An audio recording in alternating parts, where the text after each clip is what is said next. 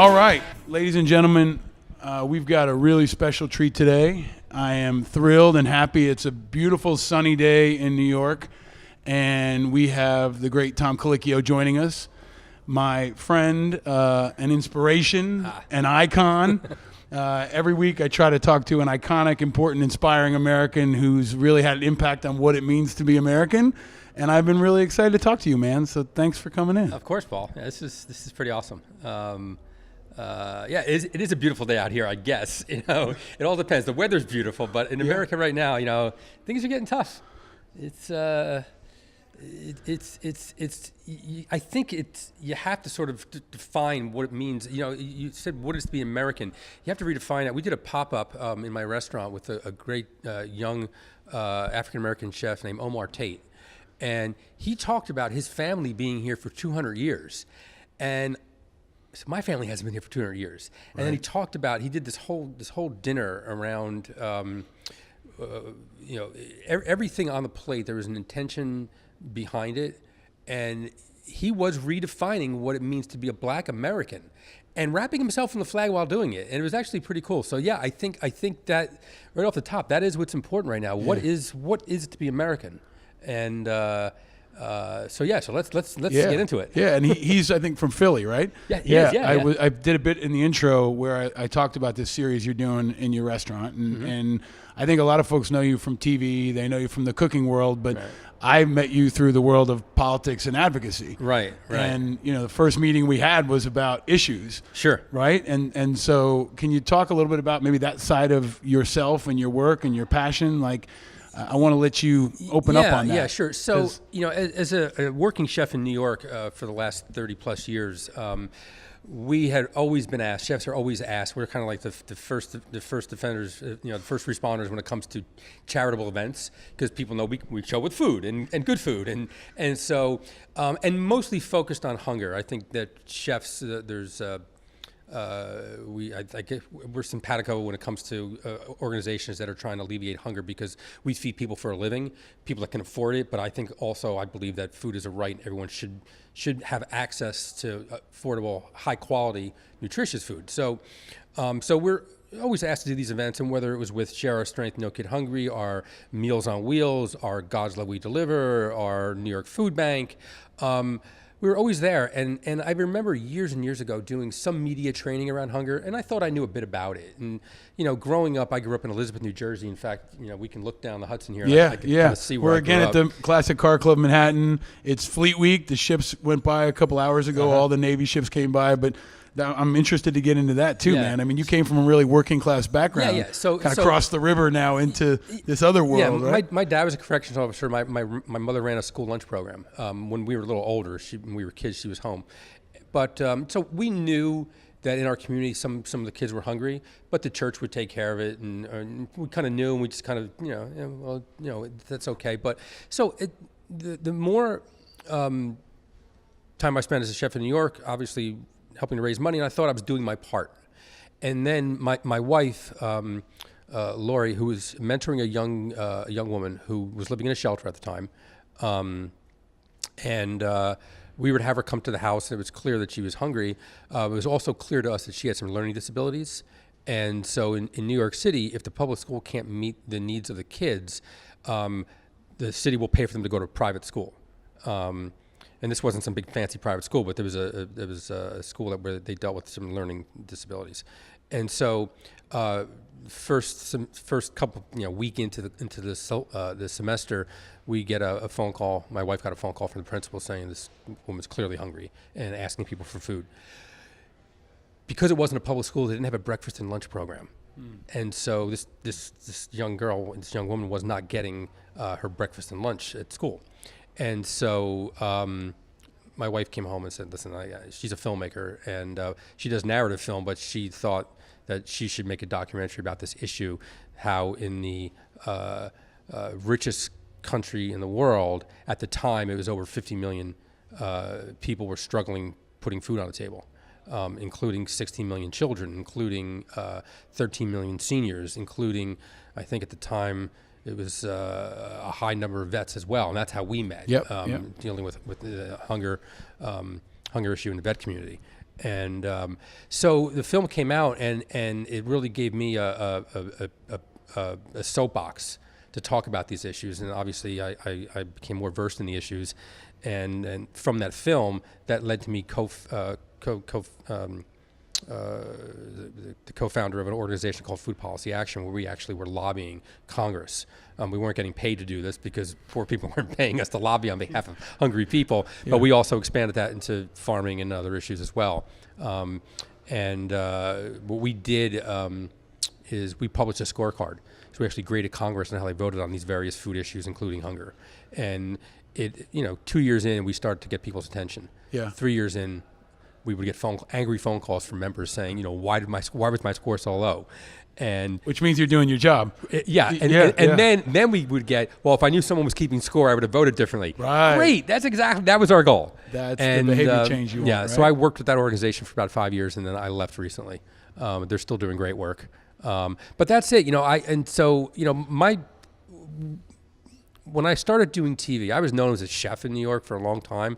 But once I started doing TV, I was known. I mean, all of a sudden, the power of TV sort of puts you in a different position. Yeah. And for me, it was like, how do I use that power for good? Yeah. How do I use the soapbox that I got to actually, work on issues that I care about or that my friends care about, and how do I amplify that? Even just the fact that I have close to 1 million Twitter followers, all of a sudden, it amplifies a message. Right. And so that's how I got more involved. And you're known for being very observant and being very focused and being a very effective judge. So now to turn that bright light onto Congress, yeah. I mean, not to diminish it, but how is it different when you're judging your craft and you see a very high level of proficiency and execution and planning and thoughtfulness, and then you go down to Congress? What was that like going from one world to the other? Yeah, and the big difference is the hard part that I had is in the food world, I'm an expert. But you get some people on the Hill go, all right, you're a chef, like really, I need to hear you talk about policy. But I did my homework, and the difference is I kept showing up. Right. So I testified at George Miller, who was a congressman from California. He retired a couple years back. His committee, it was around the debate around school lunch, the Childhood Nutrition Reauthorization, which then turned into the Healthy Hunger-Free Kids Act under the Obamas. And I say Obamas because both of them worked really, really hard on that issue of school lunch. And so I testified, and it was really great, and I was scared to death. But I kept going back, and I kept going back, and 6, 7, 8 times, 10 times a year, I was up on the Hill. And right before Representative Miller retired, I was doing a press conference with him. And I think it was around transparency in the food system or something. And he took me aside and said, Tom, you keep showing up and we notice that. He said, a lot of celebrities, they come here, they're here once, it's a photo op, we never hear from them again. You keep showing up, and we know that, and that's why we're listening.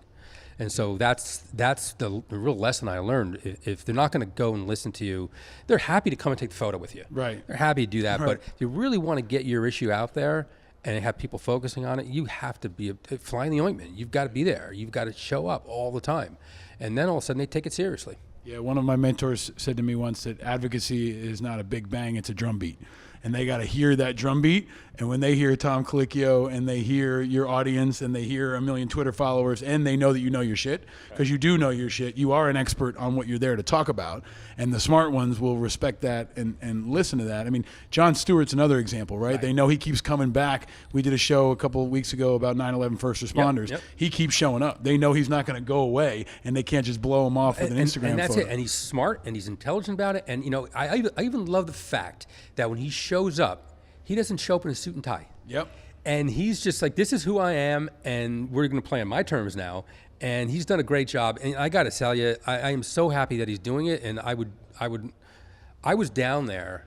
Talk about, again, chefs being I want to first actually responders, ask you about that. About chefs being, and I never talk about this. And I'm happy to talk I would about it. really but appreciate if you I would, don't- just to set the stage. So after 9/11, you were one of the folks who led an effort down there to help people. Right. So So take us through that if you can. I got married 4 days after 9/11.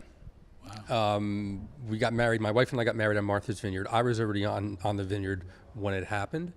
I was out fishing actually, and the captain I was with, I heard him talking to someone on the phone, and I heard him. I was like, what did you just say? And I said, get me out of here right now. And he's, what's the matter? It's a great day. It's not. I was like, I have a child close by, and I have people I know who work in the trade center, and it's my city, and get me home. And in fact, we were gonna postpone the wedding, and when we were first starting to date, my wife and I ended up getting some kind of, it was almost like a dog tag, and it had this little thing on it that said, "Don't postpone joy." And that almost became like our kind of our rallying cry. And when inside, I have 2 wedding rings on. Inside one of them, it says, "Don't postpone joy." And we talked to the rabbi who was marrying us, and we said, "Listen, we may have to call this off." And she said, "Don't." And she said, "What's inside your ring?"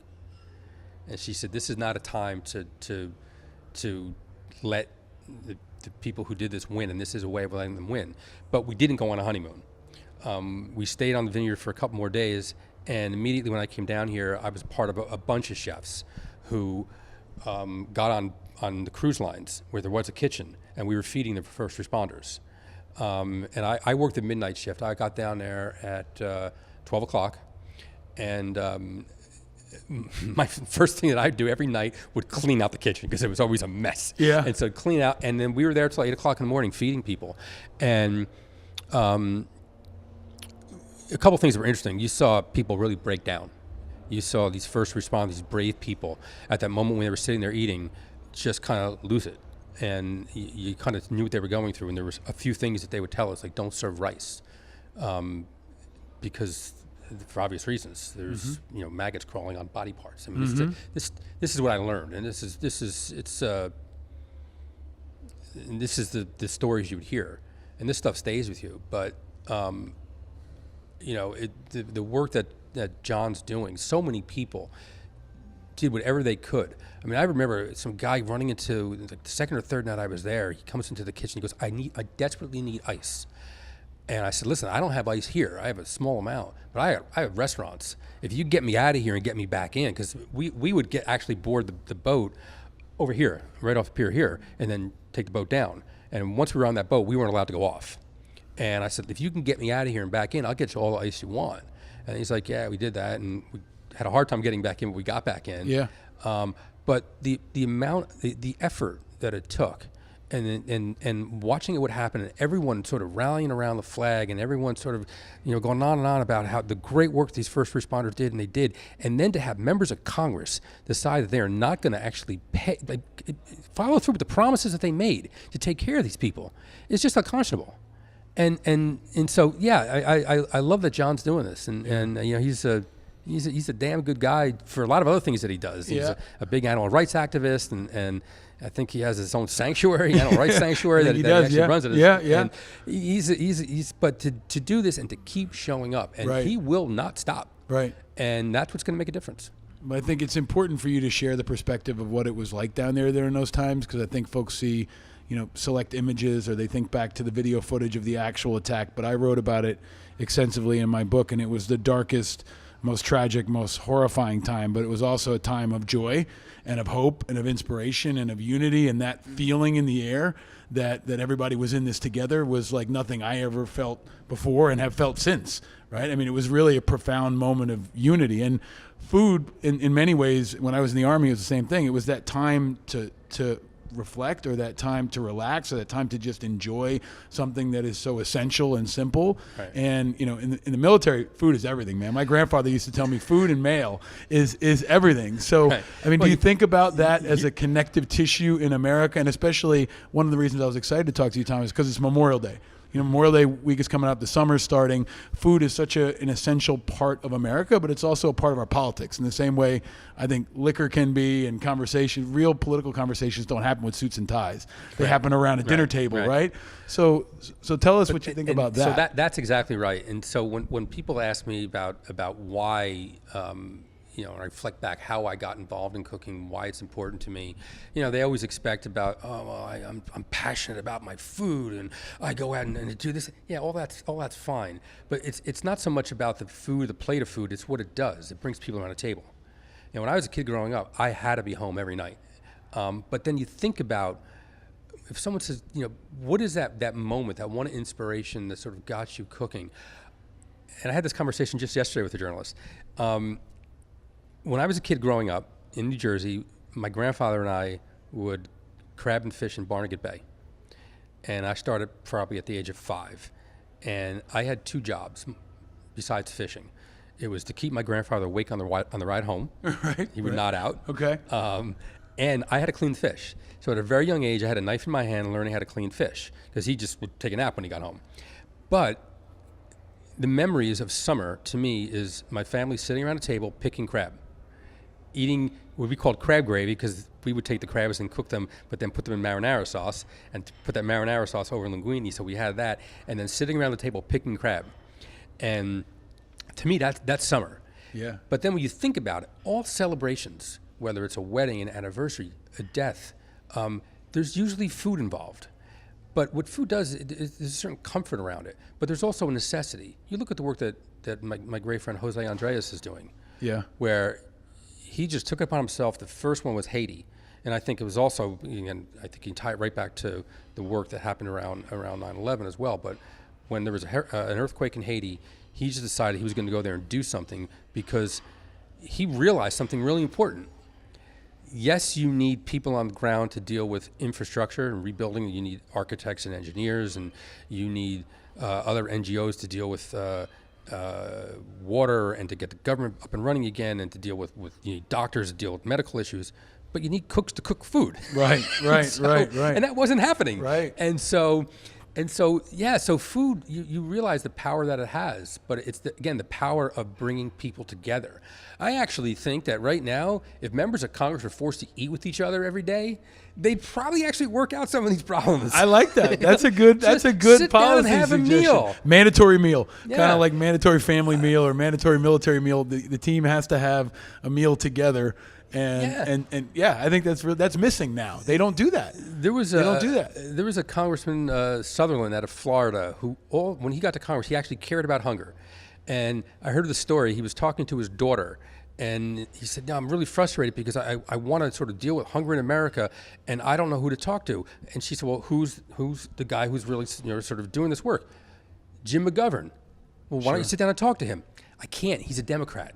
I can't talk to him. Really? Yeah. Huh. This is how it's got to. Like we have this major issue that we can deal with and actually end hunger in this country with good programs that work, that we know that work, and the two sides can't get together and deal with it. I mean, and part of the only reason we got a decent farm bill this time around was because Pat Roberts, a Republican, just said, "We're not touching SNAP. We're not touching programs that feed people." Right. So the only way we're delivering a farm SNAP, bill, food stamps, right? Yeah. SNAP, right. Yeah. And so you had Republicans said, "No, we're not doing that. Yeah. I'm going to deliver a farm bill for my farmers, but we're not taking money away from this program that everybody needs." So I want to stay on that issue because I know you know. I'm rambling. You know, I'm kind of all over the place. This right is now. good. You know farming. You know the farm bill. And a couple of weeks ago, there was a discussion about how the tariffs on China, Trump's tariffs on China, are going to impact farmers. Yep. And Tom Cotton, the senator from Arkansas, stepped forward and basically said farmers should sacrifice for their patriotism. He appealed to the sense of patriotism and said, be like the troops and give something up in service of your nation. In the meantime, farmers are having a hard time already just getting by. I mean, what's your reaction when you hear that kind of almost jingoism, right? Where farmers are sometimes being used as political props in the same way vets or so many other groups, right? Yeah. And listen, my feeling on this is this was not, you can rally around the troops because they're there putting their ass on the line. And if you don't, whether or not you agree with that war or not, whether or not you agree that we should have been in Iraq, I don't think there's too much sort of disparity as to whether or not we should have been in Afghanistan, but even though once they're there, you support the troops. It's to me it's pretty easy, but this isn't a war. This is someone's ego who doesn't quite understand how tariffs work, and I based it on the fact that he still believes that somehow this money is coming into the coffers of the government, and he keeps on saying that. Farmers are getting screwed here. And they're getting screwed because they supported someone.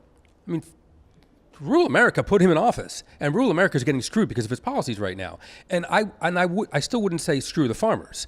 I think that they should get a package to help bail them out because they're getting caught in the middle right now. Right. And so there's a new $15 billion proposal working its way through right now to help bail them out. But again, what this really is showing is how vulnerable the farming community is. Right now, I mean, the prices for corn and soy, I think, are at an all-time low. And so they're at the point where, why should we even plant? It's just not worth it. And then to get a hit on tariffs on top of that. And here's the problem. If this war ends, this tariff war, I say war, I mean, why people call it a war, it's ridiculous. It kind of makes light of it makes light of what war is. Well, and it also effectively rallies people if you want to appeal their populism or their nationalism or some other, right? Right. Yeah. But just it's politics at its worst in some ways, right? Exactly. Yeah.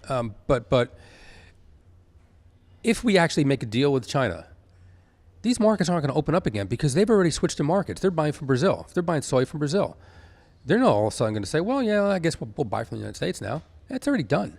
So this isn't going to end that quickly. Tomorrow, if these tariffs end tomorrow, the markets aren't going to be flooded open. And so the farmers are still going to get screwed. And so I just would rather, again, someone should just talk sense into this guy and say, this is not the fight that you want right now. There's a way to peddle influence, and this is not it. And putting farmers' livelihoods at risk. And we know what this is going to do. It's going to create further consolidation in the farming industry, where there's going to be fewer family-owned farms, and the big, giant conglomerates are going to just buy these farmers up when they go out of business, and it's going to make it worse. And that's all this is doing, because the big farmers will get through this. Yeah. It's the guy who's planting 2,000 acres of corn and soy and feeding a few pigs on his property, they're going to get screwed in this. And, and this is just because you have someone who has a giant ego and who doesn't quite understand how this all works, and yet, again, they're asking someone who didn't pick this fight and who didn't sign up for it. That's the other difference here. You go to war as a soldier, you're signing up to do that. You know the consequences of that, and you're doing it for the reasons that you have to do it. These farmers didn't sign up for this. Right. And so they're being told to be patriotic. Right. Well, damn, I think they're patriotic enough. I want to come back to your thoughts on Trump, because you have not pulled any punches, and if anybody doesn't follow you on Twitter, they should after this show, because you drop bombs and you speak your mind, which I think is really, really an important part of your following. I think people have always trusted you as a guy who speaks the truth. But let's stay in the way back machine in New Jersey. We were talking on the walk in here about cars. We're at the Manhattan Car Club again. There's some pretty incredible cars here. But tell me, Tom Colicchio, what was your first car? My first car, oh God, is really cool. It's a 1972 Fiat Spider. Wow. Convertible. And the only reason it was mine, I don't know. So my dad got this car. A friend of his had like an auto body shop, sell used cars as well. And my dad got this car. He actually got it from my brother, but there was no bill of sale. And I think I know how it happened now. But there was no bill of sale. And so when my brother was a year older, and so he ended up with this Toyota Corolla. And when the paperwork finally came around this car, I was of age, so I got that car. Wow! And it was pretty. It wasn't expensive at all at the time, but it was really cool to drive around. What color was yellow. this? Yellow. It was yellow. Wow! It was. I think they referred to it as Fighting Lady Yellow. Fighting Lady Yellow. I think that's it. It was pretty cool. This question never disappoints. Every time I ask somebody this question, we get a surprising and an interesting answer. Do you know what happened to the car? Did you get rid? So your brother got a Toyota. I beat the hell out of that thing. I drove that thing into the ground until I can't tell you how many times. I wasn't, prior to that, I have tinker with stuff, but I had to sort of learn how to, replace an alternator and do a lot of work on the fly with that car. And it was a pretty simple, the electrical system never worked. The windshield wipers never worked. I learned to drive a car without windshield wipers. And there was no bill of sale, so maybe this got traded for a bucket of crabs. No, it ended up getting junked. It would not work anymore. It was falling apart. I drove the hell out of this thing. I had to have close to 100,000 miles on it when I got it. Wow. I easily put 100 plus on it in a very short time. But I took it everywhere. It was a great first car. Yeah. Excellent. Yeah. And you've been taking your advocacy everywhere. You've seen this entire country. You've been out on the road across the world. You're now, in many ways, not just an American ambassador, but a global ambassador for the issues you're talking about. You're known around the world. But I ask every guest, and I want to ask you this because I say all the time, if you're not angry, you're not paying attention. Yeah. What's one thing that's got you angry, Tom? It's the day-to-day hypocrisy. it doesn't end. And so my big concern is that we don't return to the norms. I mean, even the norm, again, going back to 72, I think it was, presidents sort of opened up their taxes so people could see how they were making their money, and whether or not they were entitled in foreign investments, things like that. But there was no law. This is a thing you did because you were decent. And the norms of governing this country are gone. And the question is, do they come back? The institutions are barely holding on right now. And the question is, do they come back? When you hear the President of the United States go after the FBI, go after our intelligence agencies, I mean, think about this. He's actually sat there and said, I actually believe Russia over our intelligence agencies. This is crazy. And so, to me, it's the hypocrisy and around that, and whether or not we return back to normalcy after this presidency, or do we have to start creating laws? Now, I know there's laws on the books now, I believe in Maryland, Washington State, I'm sure a handful of other states right now, where you have to open up your tax information, or you're not getting on the ballot. Right. And so now we have to create laws. Yeah. And so, to me, that's where I'm frustrated. I'm really frustrated at our lack of standing in the world now. And again, how do we get that back? That we've taken allies that we were aligned with for 200 years and just decided that it's not important. And this isn't normal. Yeah. There are things that just come out of his mouth that even if in the deep, darkest corners of a politician or a president of the United States, they think these things, they wouldn't say them because what can happen. They understood the power of the office. I don't think he understands the power that his words have. Yeah. And so he just casually tosses them around. Yeah, I've talked a lot about the command climate, the tone he sets, the example he creates, right, or the anti-example. And I've seen it kind of cascade across America, right, and the way people talk to each other. I mean, social media, obviously, I can't imagine what kind of crazy shit people throw at you on Twitter. I don't get much pushback. Really? No, I don't, not as much as other people I know who are out there who... Yeah. I mean, if I ever mention Chris Cuomo or Meghan McCain in my Twitter feed on any level, it's off the charts and like really nasty, frightening sometimes stuff. I'll try that. Those two in particular, right? And I Cuomo or McCain just sets people off. Maddow maybe after last week is another story. But I want to ask you, Tom, so this climate, right, that he's creating as a leader. Yeah. You're a leader. You've led in kitchens and in businesses and on shows. You set the tone as a leader. Do you see that cascading down into your restaurants? I love your restaurants. I was in Temple Court recently, and I love it. But do you see the way your staff is treated, the way people treat each other in a restaurant when their guard is down, maybe they've had a couple drinks? Does it bleed over into the way people are treating themselves, or does it go back the other way where now people are nicer, or is there no change at all? No, I think because we're in New York City, I think people are being nicer. They're more cognizant of sort of what they're saying and how they say it. And I think there's this series that I'm doing where we're opening up our restaurant so new voices can come out. That to me is a direct result of this presidency, because you are getting, especially minorities, people of color in this country that are they're taking back their story. They are not letting someone define who they are and what it means for them to be American. And so, and I think that is a direct result of what's going on in our political climate.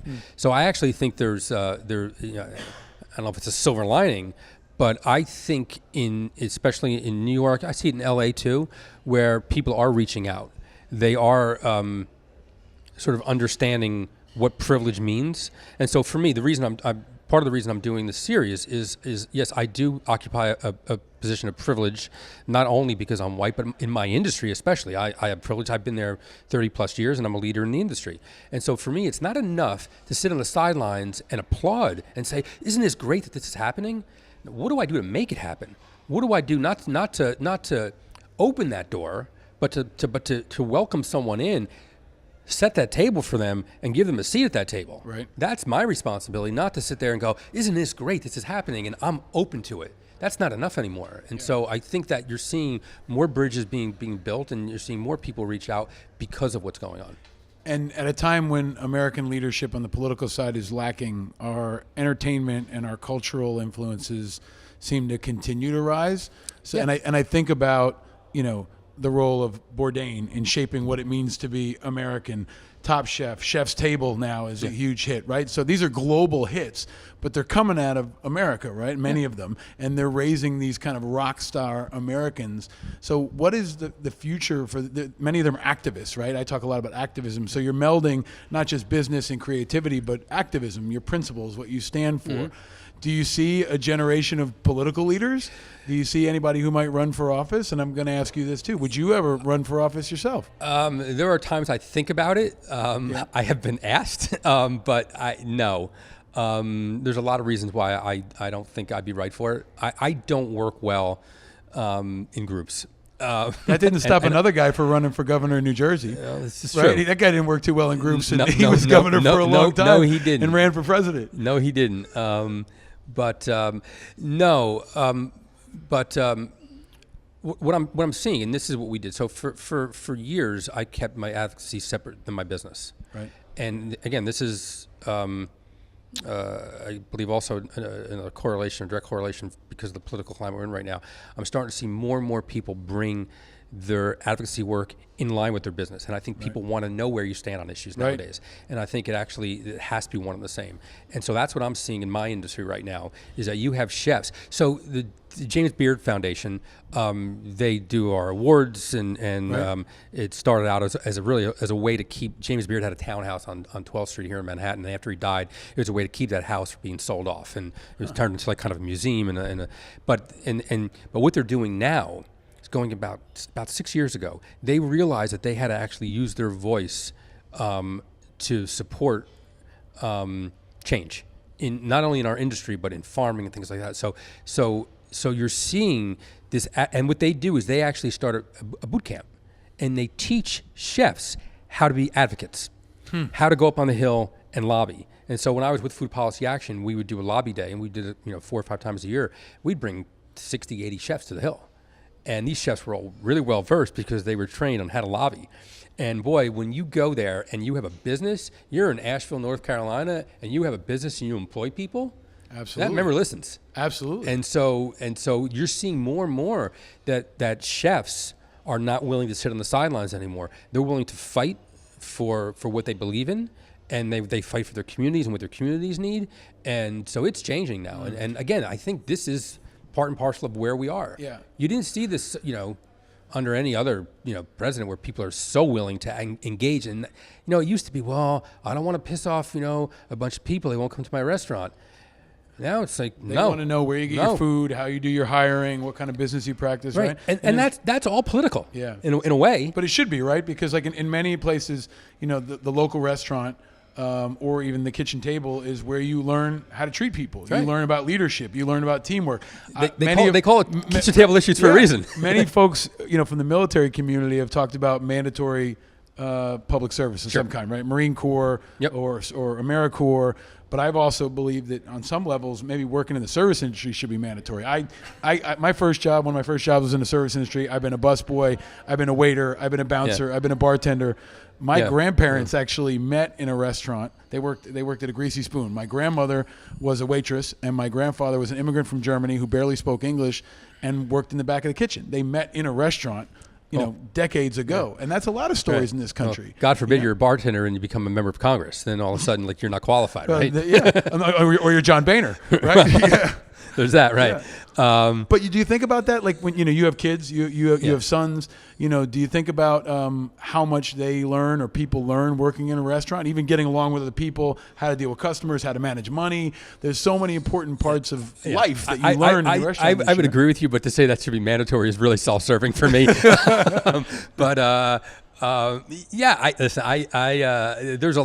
is a lot to learn when you're in the restaurant business, and it's really just how to deal with people. Right. And that's what it all comes down to. It's like, how do you just sort of, someone's coming in here, they had a hard day at work, or they got in a fight with their spouse or whatever, and you've got to figure all that out right away, very quickly sum that up. And so you get a if you're in the service industry, you get a pretty good sense on sort of human nature right away and sort of how to deal with it and how to navigate it. And yeah, but I agree. I think there should be some sort of mandatory service, and so.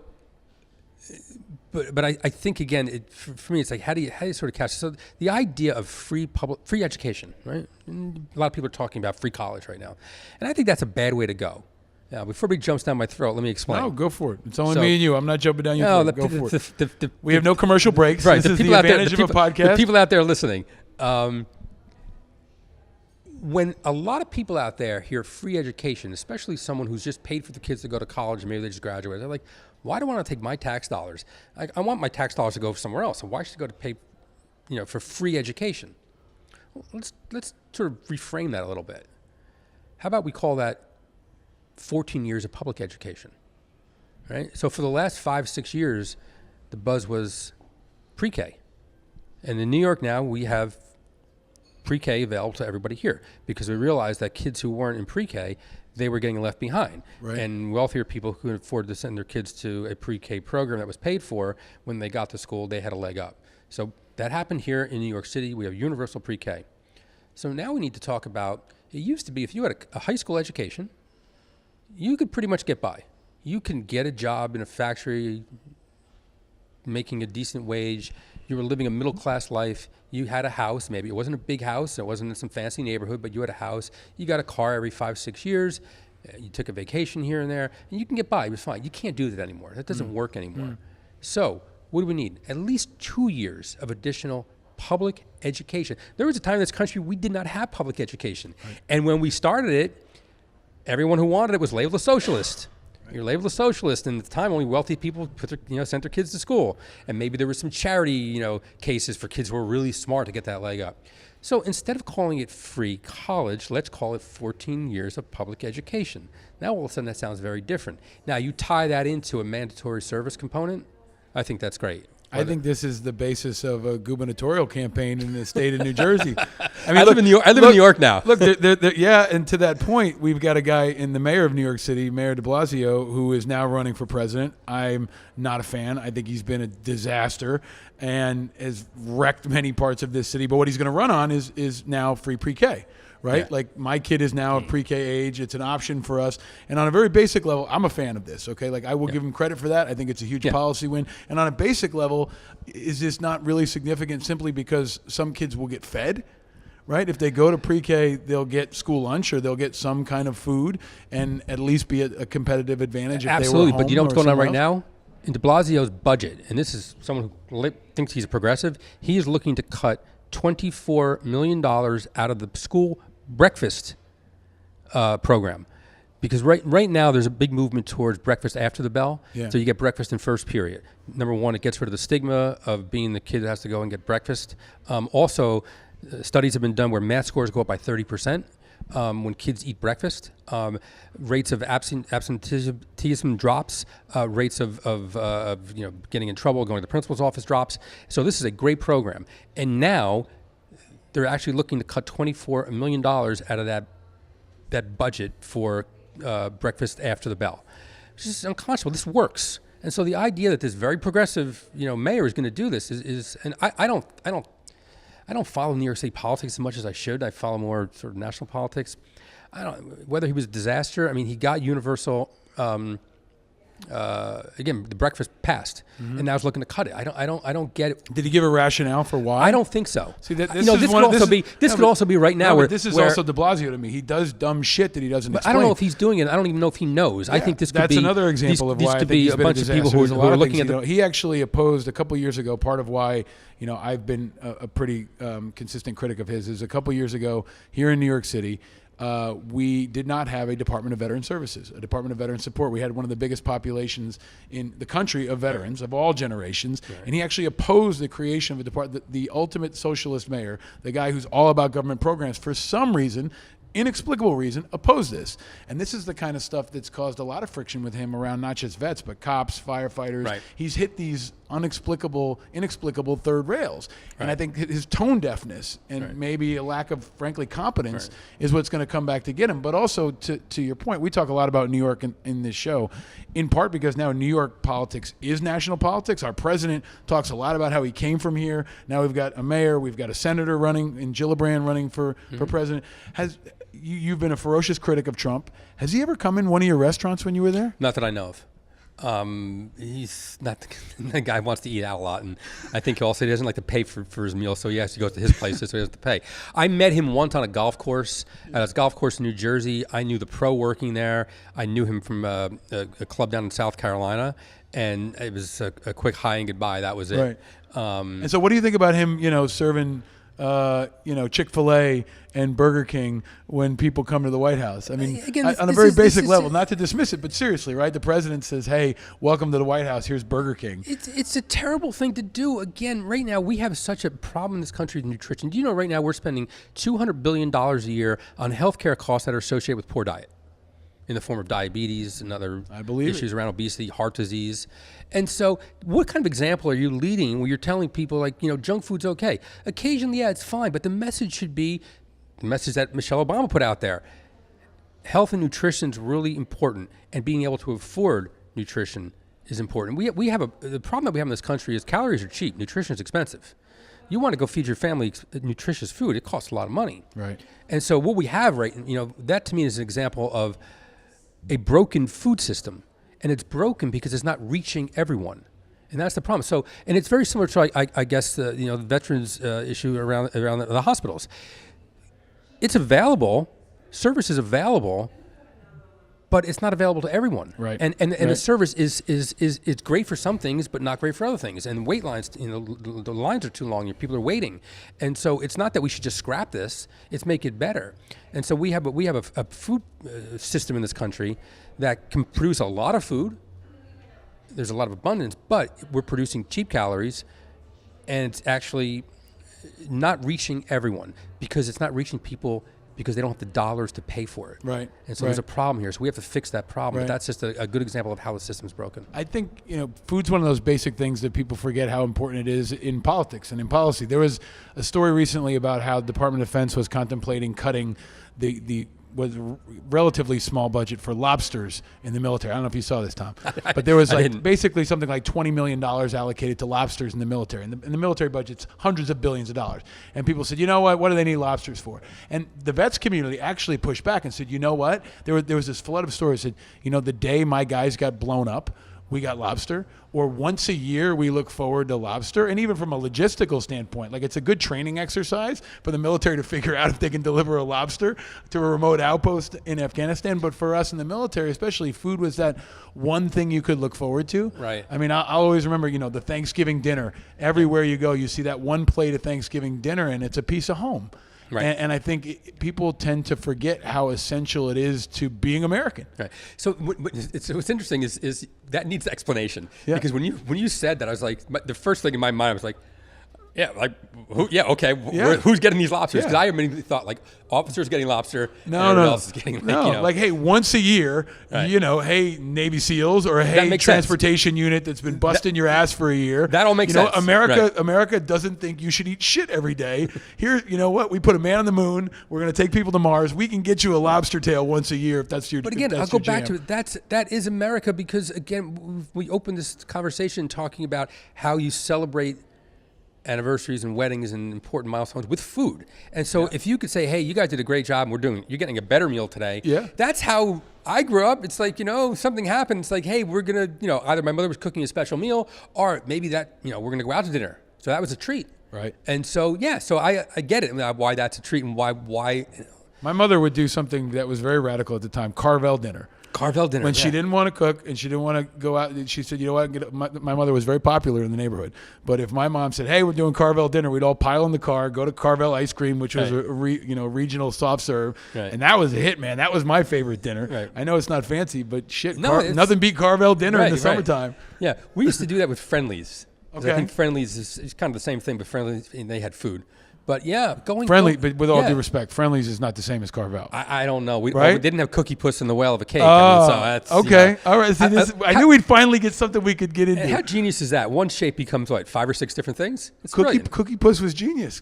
Cookie Puss was amazing. He was Whale of Dad. Yeah. He was everything. Yeah. Fudgy the Whale. Yeah. the Whale. Yeah. Cookie and Puss. Father's Day was Whale of Dad. Yeah. See, yeah. yeah. It was just, But I got to tell you, it was Santa too, turned upside down too. I got to tell you though, I love Carvel, but I like Baskin Robbins ice cream cakes better than Carvel, in part because it has actual cake in it. Yeah. Your thoughts, Tom? Well, my favorite when I was a kid growing up, there was a Dairy Queen down the street. And Dairy Queen, we would go there as kids. See, you're picking the third-party option. But then when we were older, and when we were teenagers, that was our hangout. I'm glad that you were sitting on the subject, because folks who have listened to previous podcasts, or if you've heard me on the radio, sometimes I guest host for Chris Cuomo on Sirius XM channel 124. I have a debate of the day, and I present an issue, and I say you must choose one side. This is one case where I don't want to bring people together. I want to force them to choose. You have to choose red or blue. You have to choose one side or the other. And the most popular question I've ever had that I am dying to hear your response to, Tom Colicchio, is pancakes or waffles. If you could only choose one, there is no third-party option. There is no French toast. There is no Howard Schultz or Ross Perot. You must pick one. Pancakes or waffles. No America wants no Jill Steins in this one? No Jill Steins. Awesome. I like that. Easy, pancakes. Why? One of the first things I made as a kid. Really? Yep. I looked at my mom making pancakes and said, I could do that. And so I remember waking up. And my son just did this recently. He woke up and on his own made pancakes. My 9-year-old. That's a big and deal. I looked at it and said, I crack an egg? I mean, it was like Aunt Jemima box mix, but still, you crack an egg, you put some milk in there? I could do that. My kid's 3. Like, the idea of him making his own pancakes is like heaven to me. Yeah. I would love to see my kid crack open a box of anything and You make get to anything sleep right in. now. Yeah, right now he just climbs the refrigerator. I hope he doesn't fall backward. Yeah, He's like a spider monkey going up in there trying to get yogurt. Yeah, pancakes. Okay, so I want every episode I ask folks to think about. You got into it, Tom. You're great about understanding that there are some folks out there listening. Maybe are having a bad day, maybe having a bad week, a bad year, a hard time. You've been, kind of a rags to riches story. You've been an American success story, and part of why I was excited to have you on here is because you're an inspiration to other people. Do you have any lessons learned as a leader, as someone who's many times probably grinded out with no TV cameras when nobody was watching? Do you have a message for that guy or gal that's out there, grinding it out on kind of how you got where you are? God, that's a tough one. If I had to look at my career, I think I was lucky that I found something that I love to do, that at the time I started doing it, I got in with the right people. I mean, I did my homework. I mean, I didn't go to culinary school. I started cooking because I loved food. There was a moment where sort of the secret of food was unlocked. It was a funny story. My dad, I was cooking at home, and I would have been diagnosed with ADHD. All my kids have been diagnosed, and official diagnosis, not diagnosis, not like we think he's hyperactive. Right. And so I would look at a recipe and I couldn't get through it. I struggled to get through it. I couldn't understand what they were trying to do. I'd read it, I keep reading it, I'd refer to it. It just was a struggle. And my dad, he was a correctional officer in a county jail, and I'm not quite sure what this book was doing in the library in the county jail, but he came home with a book by a chef named Jacques Pepin, and it was called La Technique. And in this book, there were some recipes, but Jacques stressed in this book that it was about techniques and methods, not so much about recipes. And once I saw that, I was like, I don't need recipes. I could just cook. If I understand how to roast a meat or braise a piece of meat or cook a fish or fillet a fish, then I can kind of do anything. And the rest of it is just kind of putting things together and understanding relationships of one food to the other. And boy, that changed my life. And so for me, if I didn't find that, I don't know what I would do. I was a terrible student because I was really hyperactive. I probably had a lot of issues with executive function, and I became the problem kid. I was in Catholic school, which is probably where I shouldn't have been, and I just became the kid who was a problem. So I'm like, oh, you're going to label me a problem kid? I'm going to be a problem kid. Right. And I got lucky. I found food, and so my suggestion is, even if it takes you 10 different things that you need to try, find something that you're passionate about. And I remember once I started cooking, I was all in. I read everything I can get my hands on. So I knew who was who. I knew the restaurants I wanted to work in. And I spent 10 years in New Jersey looking at the skyline and knowing that there were great restaurants across the river, but I wouldn't go there until I thought I was ready to compete. And so I just think is you find that thing that you want to do, and man, just dive in. Don't hesitate. Just jump in and you'll make your way. That's awesome. I think I was lucky. My dad, he wasn't the kind of dad who sat down and had these long discussions about like your life. But my brothers, I have two brothers, and they're both successful in their careers. My older brother was a CPA, and now he's a CFO of a company.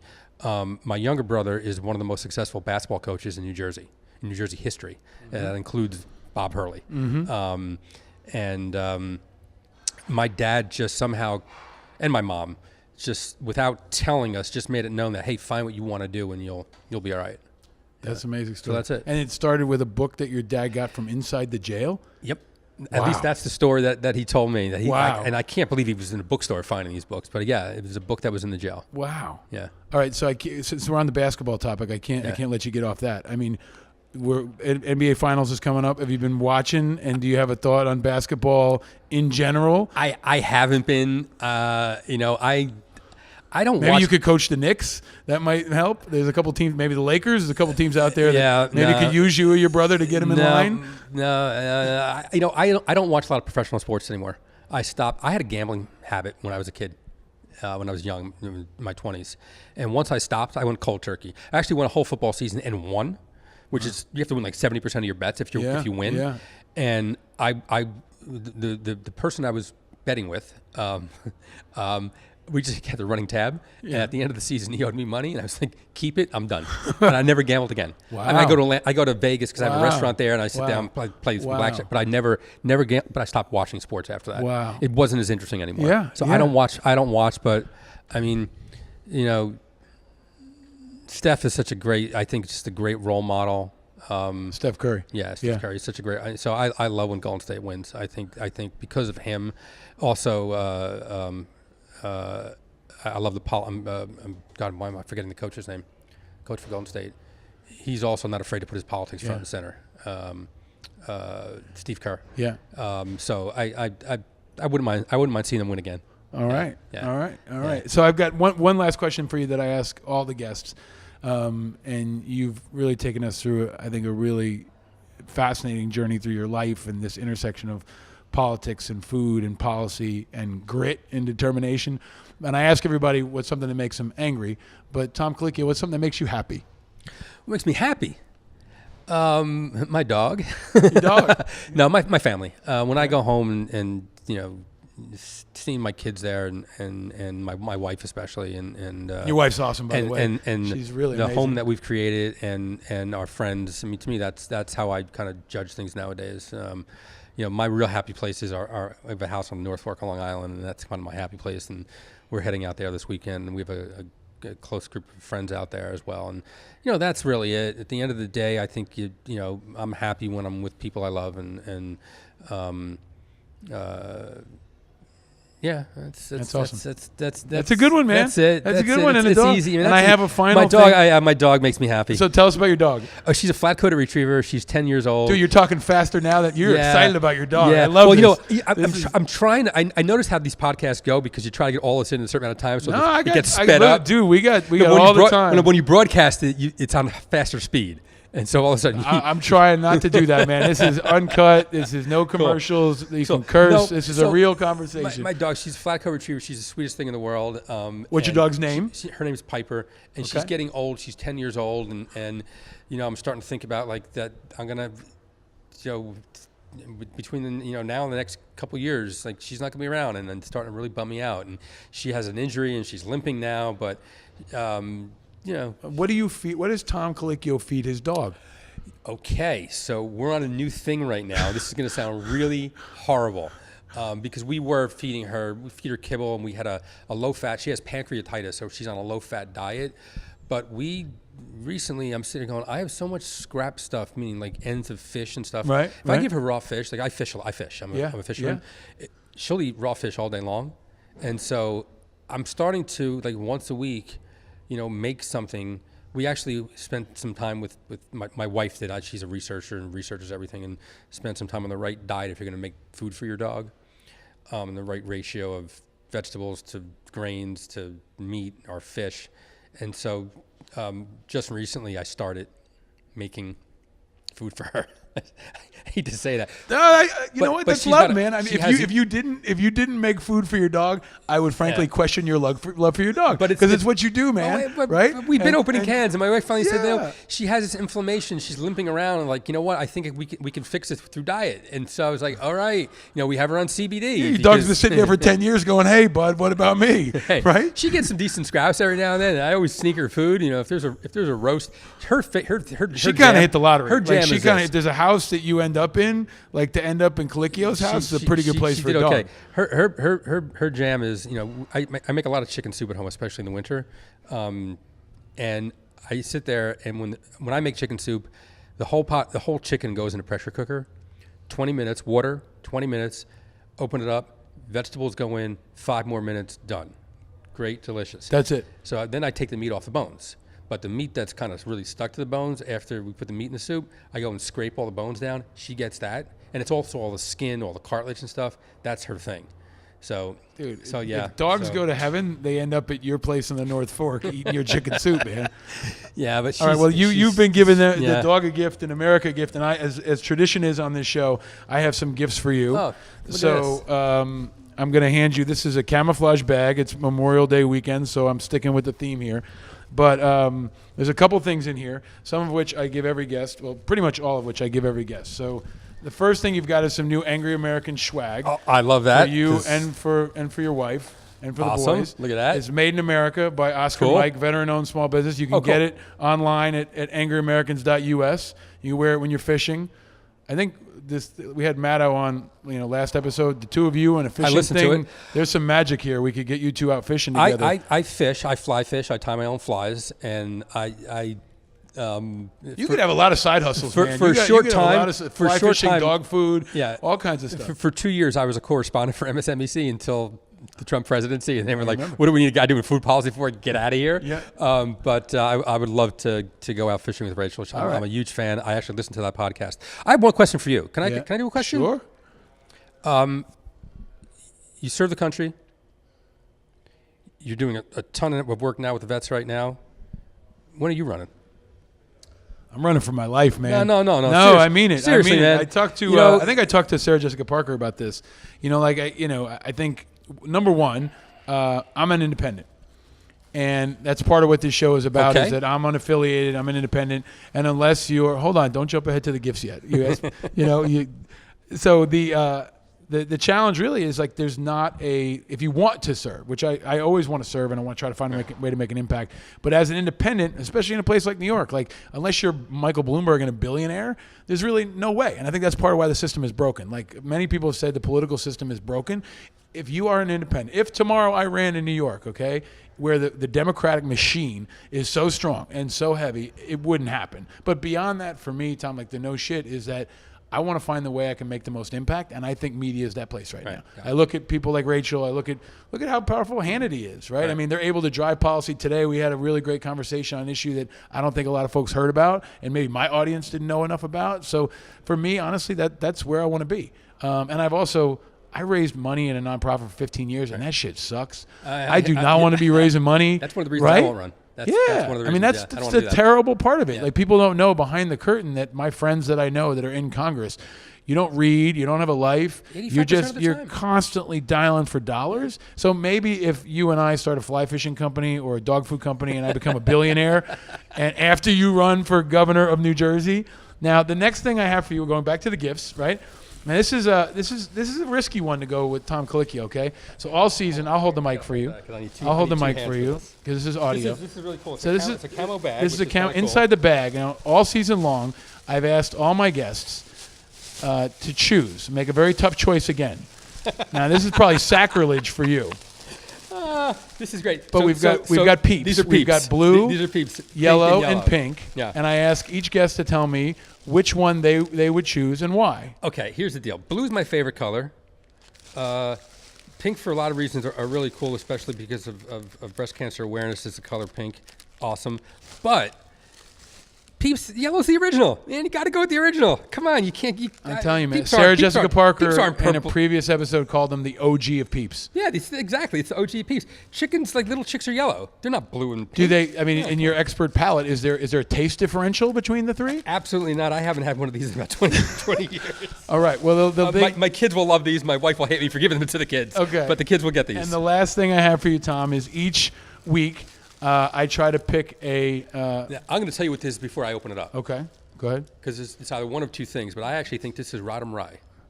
You got to open it and find out. You got to open it and find out. Well, So- let me just say it's wrapped in silver, so I Right. can't see what it is. I know it's liquid. It's kind of feeling like it's alcohol, and I happen to know. I'm going to pick up your mic so that you can open it. This is audio, and you can hear. This is the sound of Tom Colicchio opening a bottle. Now, regular listeners, you know it's. Oh no, Jefferson. Oh, cool, awesome. So each week I pick an American whiskey of some kind that I go to the liquor store and I try to be inspired by what I see. Now, this one was kind of easy because it's Jefferson, and Yeah, you can tell folks what it says. This is awesome. So It's the chef's collaboration. Yeah. Let me see who. I didn't plan. I walked in a liquor store and there's a bourbon called a chef's collaboration. Yeah. So this So is. I kind of had to get that one for you, right? Yeah, so I can't see. I don't know the other signature, but this is definitely Edward Lee, who's a great Korean American chef who's in Louisville. Now he's in D.C. actually, and so he is one of the collaborators on this. And I knew he was doing this project, and I hate to say I don't know who the other chef is on this. I can't tell. Well, it's from Louisville, Kentucky. Yeah. And I thought that you could enjoy it on your boat this weekend, or when you're fishing, or maybe slip it to your dog. Yeah. I don't drink when I'm out fishing, but I will drink afterwards. I'm also I love bourbon, and this is a fantastic one. And I just spent last season at Top Chef we were in Kentucky. I spent about 6 weeks in Kentucky, and awesome place. Louisville was really eye opening because it was much more progressive than I thought it was going to be. Awesome. Yeah. And awesome bourbon. But there's a lot of great bourbon out there right now. So. Well, Awesome. This is I great. appreciate your passion. I didn't know, man. I'm rolling the dice here. Like, to hand you anything that goes into your body, and that's a risky. You could have fried me on this one, but I did okay on the Peeps. No, and this I did is awesome. So, okay on the bourbon. I'm looking at the side here. Ed Lee is the chef, and Okay. then Trey Zoller. I couldn't tell the signature. Trey Zoller is the master distiller over there. What I love about this on the side, it says ridiculously small batch. Yeah. I have a restaurant that we just opened up called Small Batch. So this is pretty cool. I didn't plan that. But I'll take the coincidence. I will drink this and think of you this weekend. Well, and we will think of you. You've given us a lot to think about in this show. I really want to thank you, man, for breaking it down with me, for joining us on Angry Americans, and for your voice. Like, Thanks. you're out there doing a lot that's helping a lot of people, and especially around the summertime, as we think about Memorial Day, we think about the summer coming up, and think about this important time in American history. You're a person who's defined what it means to be American in some way, and I think you're going to define the future. So I'm really grateful and thankful that you joined me on the show. Thanks. And I think this is a good point here. Memorial Day, while you're out there, eating, you're celebrating, which is great. There are 42 million Americans in this country that struggle to put food on the table every single day. And we can fix that. We can end that. It just takes political will, and it takes people to understand the issue and demand that we fix it. And the reason you should want to fix it is because it makes us a stronger country. I sat next to a general when I testified years ago in a committee that I talked about earlier from Mission Readiness. Do you know the organization? Yeah. And he said, national security, he made an argument for why feeding people and having good nutrition is in best interest of national security. 25% of the recruits that show up aren't fit to fight. Yeah. And so when you think about 42 million Americans that are hungry, you think about children who can't live up to their potential. Those first 1,000 days especially are so important for brain development. They're not going to be able to contribute to their fullest to this country and what makes this country really great. And that is everybody participating and everybody staying involved. You need good nutrition to do that. And so this isn't about a handout. This is about what's good for the country, making sure that people have nutrition and they're properly fed. That's a good note to end on, my brother. Thank you for joining me, man. Have a great summer. Really appreciate it. Ladies and gentlemen, the great Tom Colicchio, an outstanding American, joining us on Angry Americans this week, live from the Classic Car Club. Thanks for being with us.